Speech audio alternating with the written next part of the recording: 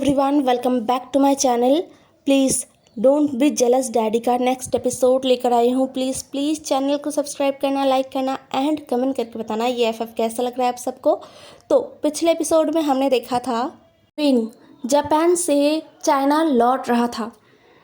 China जहाँ पर वो कभी नहीं आना चाहता था, लेकिन उसे आना पड़ रहा है। कहते हैं ना कि मुश्किल दिनों में जो लोग आपकी मदद करने के लिए खड़े रहते हैं, जो आपको मदद करते हैं, आप बाद में जाके उन्हें मना नहीं कर सकते जब आपको पता है कि आप उनके लिए कुछ कर सकते हो। वही विंग के लिए हुआ।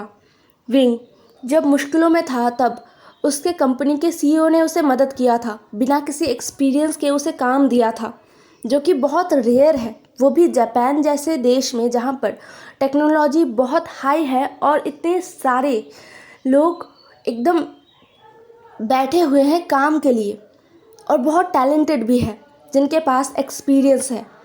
वहीं पर बिना एक्सपीरियंस के एक लड़के को काम में लेना, वो भी इतना छोटा। विंग तब बस 21 साल का था। बस इसीलिए जो विंग कभी चाइना नहीं आना चाहता था, वो चाइना आने के लिए मान गया है, क्योंकि उनके कंपनी के लिए ये बहुत बड़ा अपॉर्चुनिटी है और ये एक मौका है उस इंसान को पे करने का जिस इंसान ने विंग के ऊपर अंधाधुन भरोसा किया था। अपनी ज़िंदगी में विंग दो इंसान को कभी कभी मना नहीं कर सकता। एक वो विंग के ऑफिस का सीईओ, दूसरा आंट मैरी। इन दोनों को विंग कभी नहीं मना कर सकता। विंग जहाँ पर अपने ही सोच में गुम था, वहीं पर अनाउंसमेंट हुआ कि प्लेन लैंड होने वाला है। विंग ने अपना सीट बेल्ट कसकर बांध लिया, साथ में युआन का भी सीट बेल्ट उसने बांध दिया। आंट मैरी ने भी अपना सीट बेल्ट बांध लिया। इसी के साथ प्लेन लैंड हो गया। लैंडिंग के वक्त युआन बहुत डर गया था। मतलब जितना वो टेक ऑफ के टाइम नहीं डरा था, उससे ज़्यादा वो लैंडिंग के टाइम डरा है। उसके आंखों में भर भर के आंसू आ गए थे। खैर, विंग ने युआन को समझाया तो युआन समझ गया। विंग अपने सीने से लगाकर युआन को चाइना की मिट्टी में कदम रखता है और एक ठंडा हवा उसे छू कर जाता है। चाइना बीजिंग इंटरनेशनल एयरपोर्ट, वहाँ पर विंग आंट मैरी के साथ बाहर खड़ा था। उन्हें यहाँ पर लेने के लिए कुछ लोग आने वाले थे, तो विंग उन्हें ही ढूंढ रहा था। आंट मैरी जो अब युआन को अपने बाहों में लेकर खड़े थे। यहाँ पर भी ठंड है, ठंड कुछ ज़्यादा है। हालांकि यहाँ पर स्नोफॉल नहीं हो रहा है, लेकिन फिर भी ठंड है और बहुत तेज़ हवा चल रहा है।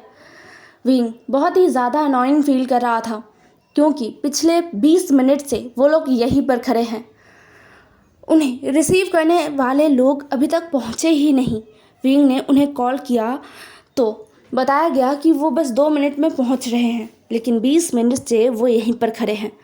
विंग को बहुत गुस्सा आ रहा था, लेकिन उसके गुस्से को कम करते हुए उन्हें रिसीव करने वाले 2 इंसान आए कार लेकर, और उन्होंने विंग के सामानों को और विंग, युआन और आंट मैरी को कार में बैठने के लिए कहा। वो सब निकल गए। विंग ने पूछा कि उन्हें कहाँ पर रहना होगा, मतलब सिटी में कहाँ पर है उनका घर और ऑफिस, वो भी कहाँ पर है। यह सुनकर वो इंसान जो ड्राइव कर रहा था, उसने कहा, सर ऑफिस के करीब ही अपार्टमेंट लिया गया है, तो आपको परेशान होने की ज़रूरत नहीं है। वो इंसान जो ड्राइव कर रहा था वो आगे बोलता है, हर चीज़ का अच्छे से ध्यान रखा गया है, जैसे कि आपको ज़्यादा परेशानी ना हो, इसलिए ऑफिस के बगल में ही अपार्टमेंट लिया गया है और यंग मास्टर के लिए भी हर एक चीज़ का ध्यान रखा गया है। अपार्टमेंट खुला हो, जहाँ पर अच्छे से हवा और धूप सब आए, और साथ में सामने ही एक बहुत अच्छा पार्क है जो बहुत बड़ा है और बेबीज़ के लिए बहुत अच्छा है, और यंग मास्टर के लिए एक किंडरगार्टन भी पास में है। वो किंडरगार्टन बहुत अच्छा है और वहाँ पर बहुत अच्छे घर के बच्चे आते हैं, तो वहाँ पर यंग मास्टर का जाना एकदम सेफ होगा। साथ में केयरटेकर आंटी के लिए ग्रॉसरी शॉपिंग भी आसान होगा, क्योंकि पास में ही सुपर मॉल है। ये सब कुछ सुनकर विंग ने अपनी आंखों को छोटा कर लिया। साथ में आंट मैरी भी अजीब तरीके से उन लोगों को देख रहे थे। विंग ने कहा, wait a second, young master, ये कैसा वर्ड है? यह सुनकर जो इंसान ड्राइव कर रहा था और बकबक कर रहा था, उसने एक गल्प किया। उसके पास बैठे इंसान ने ड्राइव करते हुए इंसान को घूर कर देखा। फिर उसने शांत आवाज़ में कहा, ये इतने प्यारे हैं कि हमने इन्हें यंग मास्टर बुला लिया। आपको कोई परेशानी तो नहीं ना? मतलब आपको बुरा तो नहीं लगा ना सर? विंग ने युआन को देखा, उसके सर को सहलाया। युआन सो चुका है। फिर विंग ने कहा, नहीं कोई बात नहीं। विंग बाहर देख रहा था। दोपहर का वक्त है, लेकिन धूप का नामो निशान नहीं है। बहुत ही ज़्यादा सर्दी है। उतने में उनका कार एक ट्रैफिक जैम में अटक गया। विंग ने कार से बाहर देखते हुए देखा कि कुछ स्कूल स्टूडेंट्स साइकिल्स में जा रहे हैं।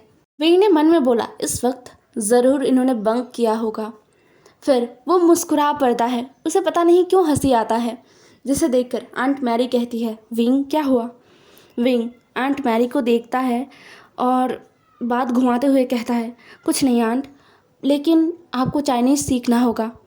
आंट मैरी ने अपना सर हाँ में हिलाया और बोला, डोंट वरी, मैंने कुछ कुछ सीख रखा है और यहाँ पर लोकली जब मैं बात करूँगा तब और सीख जाऊँगा, और तुम तो हो ही मुझे सुधारने के लिए। विंग ने अपना सर हाँ में हिला दिया। आंट मैरी को चाइनीज़ नहीं आता है।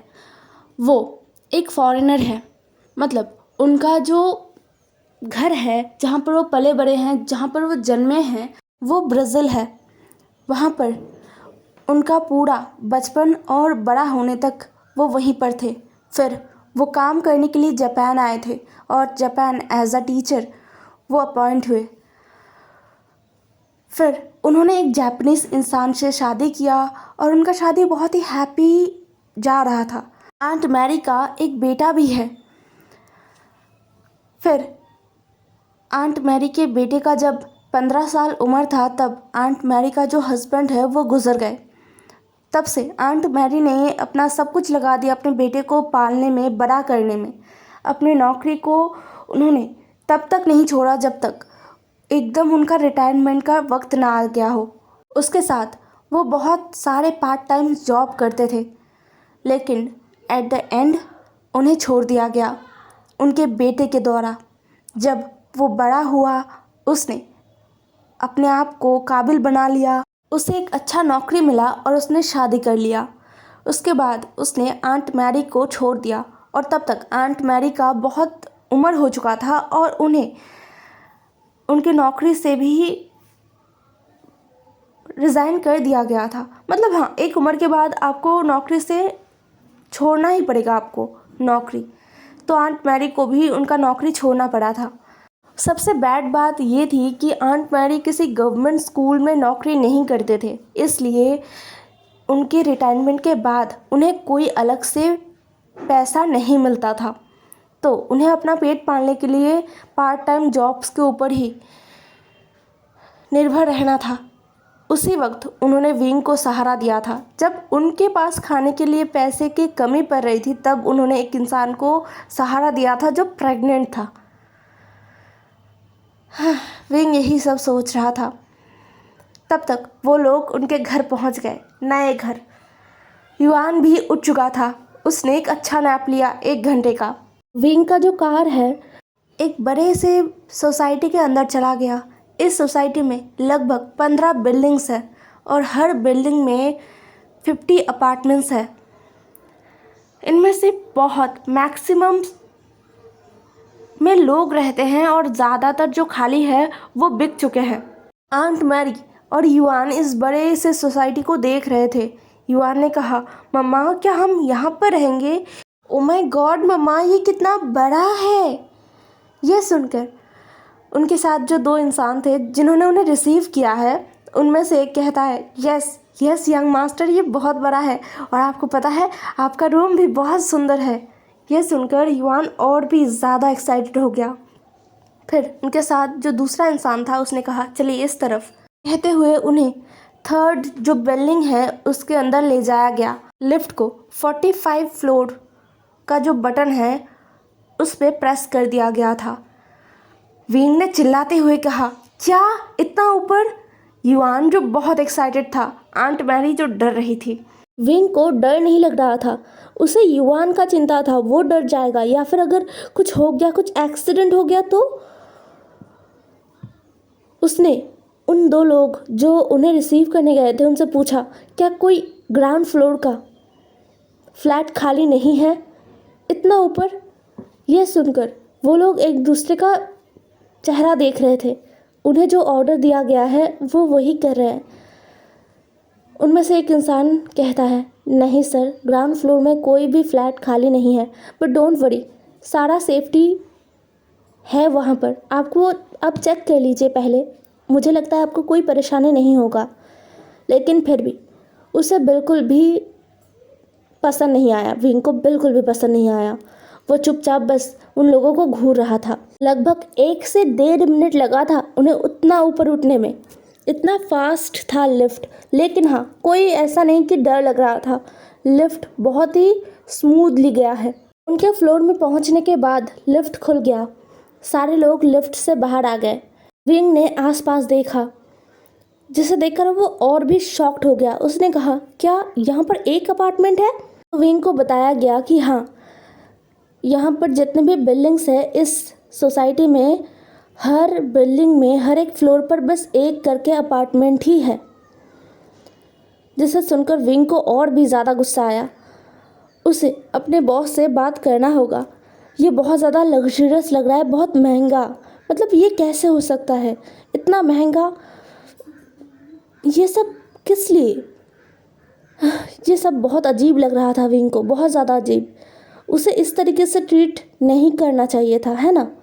वो बस यहाँ पर ऑफिस के काम के लिए आया था और बस कुछ महीने के लिए यहाँ पर रहना था। यहाँ पर उसे एक नॉर्मल अपार्टमेंट, जैसे जापान में उसका अपार्टमेंट बहुत ही नॉर्मल था, वैसा अगर उसे मिल जाता तो अच्छा होता, तो भी चल जाता, चलता क्या, दौड़ता, कोई प्रॉब्लम ही नहीं होता। लेकिन अब तो उसे लग रहा है कि प्रॉब्लम ही प्रॉब्लम है इसमें। उसे बहुत अजीब लग रहा था, बहुत ही ज़्यादा डर लग रहा था। तभी अपार्टमेंट के अंदर वो सब मिलकर घुसे। युआन जो अब नीचे उतर चुका था, वो पूरा अपार्टमेंट देखकर अपना मुंह ऐसे खोल कर चिल्लाता है, वाह इतना बड़ा घर, मम्मा इतना बड़ा घर, क्या इतना बड़ा घर होता है? ये तो किसी फेरी टेल का महल लग रहा है मम्मा। विंग भी अपार्टमेंट को देखकर अंदर से हक्का बक्का रह जाता है। ऐसे घर तो बिलियनर्स के भी नहीं होते, शायद होते होंगे, हाँ हाँ होते हैं, नहीं होते क्या, होते हैं। लेकिन उसके जैसे एक इंसान के लिए ऐसा घर अरेंज किया गया है। यहाँ से सीन शिफ्ट होकर हमें रात को दिखाया जाता है, जहाँ पर खाना खा के युआन सो चुका है। युआन जो आज पहली बार विंग से अलग सोया है, मतलब विंग को बहुत गुस्सा आ रहा था। यहाँ पर सब कुछ पहले से जैसे तैयार था। युआन के लिए उसका बेडरूम रेडी कर दिया गया था, जहाँ पर सॉफ्ट टॉयज एकदम भरे पड़े हैं और इतना सुंदर बेड है। युआन अपने रूम को देखकर ही पहला शब्द कहता है कि मैं आज से इसी रूम में रहूँगा, जिसे सुनकर विंग हैरान हो गया। युआन कभी भी विंग से अलग रहना पसंद नहीं करता था। विंग ने उसके लिए रूम डेकोरेशन किया था जो बहुत प्यारा था, स्वीट था जापान में, लेकिन फिर भी युआन तब नहीं सोने के लिए राज़ी हुआ। खैर, बच्चों को अट्रैक्ट करने वाला हर एक चीज़ इस रूम में है, शायद यही वजह है। विंग जो बैल्कनी से बाहर देख रहा था, सच में इस अपार्टमेंट में हर जगह से सेफ्टी का बहुत बहुत ज़्यादा ध्यान रखा गया है। यहाँ तक कि बैल्कनीज़ को भी बहुत सुंदर तरीके से गार्ड किया गया है हर तरफ से। यहाँ पर 4 रूम्स है इस अपार्टमेंट में। एक बड़ा सा लिविंग रूम है, एक डाइनिंग रूम है और एक किचन है। और जो 4 रूम्स है उनमें अलग से वॉशरूम भी है। युआन के रूम में भी अलग से वॉशरूम है। एक मास्टर बेडरूम है जो बहुत ही बड़ा है, इस पूरे अपार्टमेंट का सबसे बड़ा बेडरूम। और 2 सेम बेडरूम है, जिसमें से एक आंट मैरी के लिए रेडी कर दिया गया था और दूसरा खाली था। वहाँ पर ऐसे सामान रखने के लिए जगह थे। आंट मैरी विंग को कुछ सोचते हुए देखकर विंग के पास आते हैं कॉफ़ी बनाकर, और वो विंग को कॉफ़ी सर्व करते हुए कहते हैं, विंग तुम्हारे बॉस ने तो बहुत ही ज़्यादा महंगा अपार्टमेंट लिया है, ये सुनकर विंग ने अपना सर हाँ में हिलाया और बोला, यस आंट, मैं वही तो सोच रहा हूँ, ये सब उन्होंने किस लिए किया। मैं उन्हें कॉल करने की कोशिश कर रहा था लेकिन उनका कॉल नहीं लग रहा है, स्विच ऑफ आ रहा है। हालांकि मैं जब फ़्लाइट में था तब उन्होंने मुझे मैसेज किया था। बाद में फ़्लाइट से नीचे उतर के मुझे मैसेज रिसीव हुआ। उन्होंने कहा कल से मुझे ऑफ़िस ज्वाइन करना है। उसके बाद से मैं उनसे कांटेक्ट ही नहीं कर पा रहा हूँ। आंट मैरी ने विंग के सर पर हाथ रखा और बोला, कोई बात नहीं है, ज़्यादा टेंशन मत करो, ठीक है, हम सब साथ हैं और कल ऑफ़िस जाओ, जाके देखो कि क्या हो रहा है। विंग ने अपना सर हाँ में हिलाया और बोला, हाँ जाना तो पड़ेगा, इसलिए तो हम आए हैं। वैसे aunt thank you for coffee, मैं इसे लेकर रूम में जा रहा हूँ, आप अभी सो जाइए, बहुत ज़्यादा स्ट्रेस ले लिया है आपने आज। आंट मैरी ने बस मुस्कुराया। नेक्स्ट मॉर्निंग युआन, जो विंग के पास ही उठा था, आधी रात को वो उठकर विंग के करीब आ गया था, विंग के रूम में आ गया था। हालांकि उसे डर लग रहा था लेकिन फिर भी उसने एक सॉफ्ट बनी को पकड़ के आ गया विंग के पास, अपनी मम्मा के पास, और अपनी मम्मा के सीने पर सो गया। साथ में उसके बनी को भी अपनी मम्मा के सीने पर ही सुलाया। विंग को महसूस तो हो गया था लेकिन वो उठा नहीं, उसने बस युआन को जकड़ लिया था।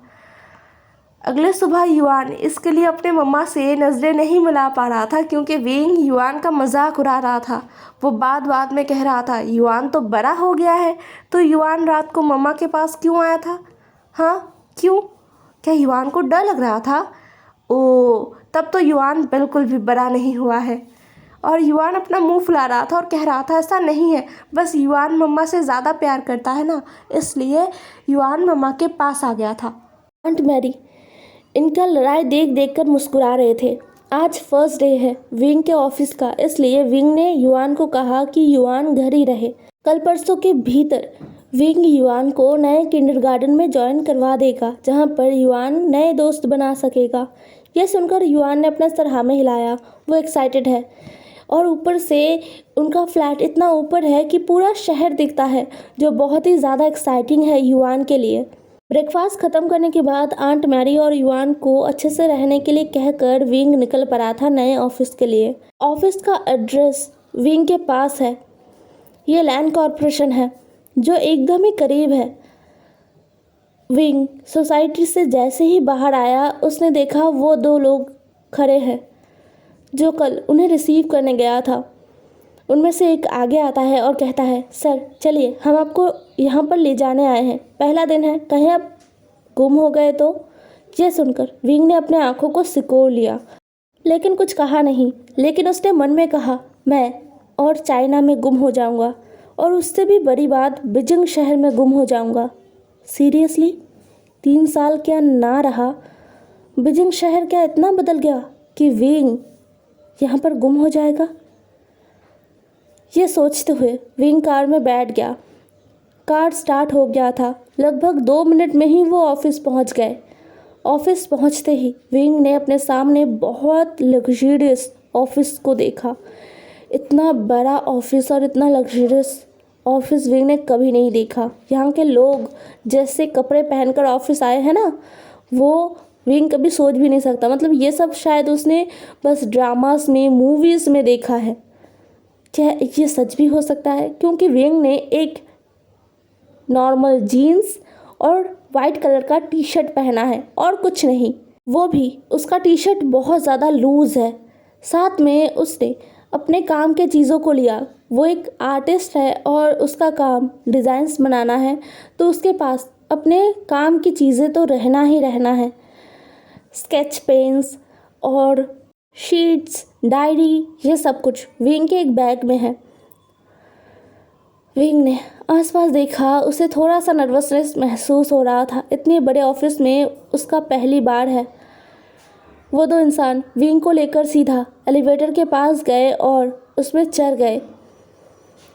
उनमें से एक इंसान कहता है, पहले आप हमारे सीईओ से मिल लीजिए, वो आपसे मिलना चाहते हैं, और फिर आपको अपना काम दे दिया जाएगा। विंग ने अपना सर हाँ में हिलाया। लगभग 3 मिनट बाद जाके लिफ्ट का डोर ओपन हुआ था और वो लोग पहुँचे थे एकदम टॉप फ्लोर पर। 78 फ्लोर पर, जहाँ पर मेन ऑफिस है। वहाँ पर 6 इंसान हैं। जैसे ही लिफ्ट का डोर खुला तो एक बड़ा सा हॉल दिखा, जहाँ पर 6 डेस्क रखे हुए थे और 6 इंसान बैठकर काम कर रहे थे। लिफ्ट की आवाज़ से 6 इंसानों ने अपना नज़र लिफ्ट की तरफ किया और देखा। फिर उन्होंने अपना काम जारी रखा। विंग बहुत नर्वस हो गया इनके रिएक्शंस देखकर। फिर वो लोग जो विंग को लेकर आए थे उन्होंने कहा, यहाँ इस तरफ आइए सर। विंग उनके पीछे पीछे चला गया। उस हॉल को पार करके एक केबिन के सामने आके उन 2 इंसानों में से एक इंसान ने नॉक किया और बोला, सर मिस्टर विंग आ चुके हैं। ये सुनकर अंदर से बस कमीन आया, जिसे सुनकर उन 2 इंसानों ने विंग की तरफ देखा और जाने का इशारा किया। विंग ने पहले नॉक किया और फिर उसने दरवाज़ा खोलकर अंदर अपने कदम को बढ़ाया। अंदर उससे बहुत ही कोल्ड वाइब महसूस हो रहा था। हालांकि माहौल पहले से ही ठंडा था, बहुत ठंडा। ऊपर से यहाँ पर जैसे और भी ज़्यादा ठंडा है। एसी का टेम्परेचर कितना है, सवाल विंग के दिमाग में आया और फिर उसने खुद को ही डांटा कि ये कैसा सवाल है। ये सोचकर विंग ने अपने नज़रों को ऊपर उठाया। वो कैबिन के अंदर आ चुका था। अपनी नज़रों को उठाकर वो बोलने के लिए तैयार था। सामने वाले इंसान को ग्रीट करने के लिए उसने बस हेलो ही कहा था। उसने कहा, हेलो सर।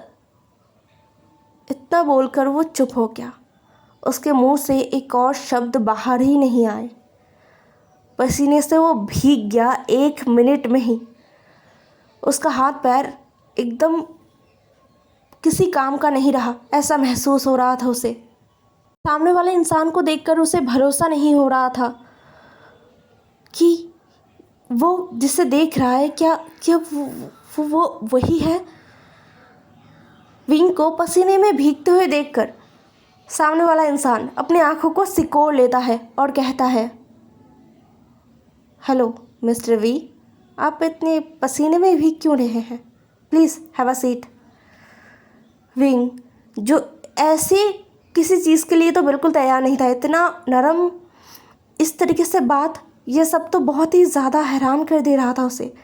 लेकिन जल्द ही उसने खुद को संभाला और कहा, यस यस सर बोलकर वो चला गया चेयर पर बैठने के लिए। बैठने के बाद वो अपनी नज़र को सामने वाले इंसान पर एक और बार टिकाता है और फिर अपनी नज़र को झुका लेता है। फिर सामने वाला इंसान अपनी नज़रों को फाइल्स पे गिराते हुए कहता है, तो मिस्टर वी, आपके काम को मैंने देखा, बहुत अच्छा। इतने कम उम्र में इतना अच्छा टैलेंट, वाह, बहुत ज़्यादा बढ़िया। वैसे आपको नहीं लगता कि आप जिस हिसाब से टैलेंटेड हैं उस हिसाब से आपको अच्छा कंपनी भी चाहिए? यह सुनकर विंग ने अपना पसीना पोंछा और कहा, नहीं, मैंने ऐसा कुछ नहीं सोचा। एक्चुअली मुझे अपना कंपनी ज़्यादा पसंद है। यह सुनकर सामने वाले इंसान ने कहा, ओके ठीक है, कोई बात नहीं, बट इस प्रोजेक्ट के बाद अगर आपको लगे कि आप हमारे कंपनी के साथ जुड़ना चाहते हैं तो मोस्ट वेलकम, आप जुड़ सकते हैं। देन ओके, आप बाहर जाइए, आपको आपका डेस्क दिखा दिया जाएगा। यह सुनकर विंग के जान में जान आया। उसने कहा, थैंक यू सो मच। ये बोलकर वो निकल आया। उसे उसका डेस्क दिखा दिया गया। डेस्क के बैठकर विंग को ऐसा लगा कि वो आज मर जाने वाला था। ये इंसान, ये जिंदा है? सोचकर विंग ने एक और बार उस इंसान के कैबिन की तरफ देखा, जिसके ऊपर बड़े बड़े अक्षरों में लिखा हुआ था CEO लान वांगजी। हे एवरीवन, आज का एपिसोड यहीं पर ख़त्म होता है। नेक्स्ट एपिसोड में मिलते हैं। ज़रूर बताना कैसा लगा आज का एपिसोड। Bye bye.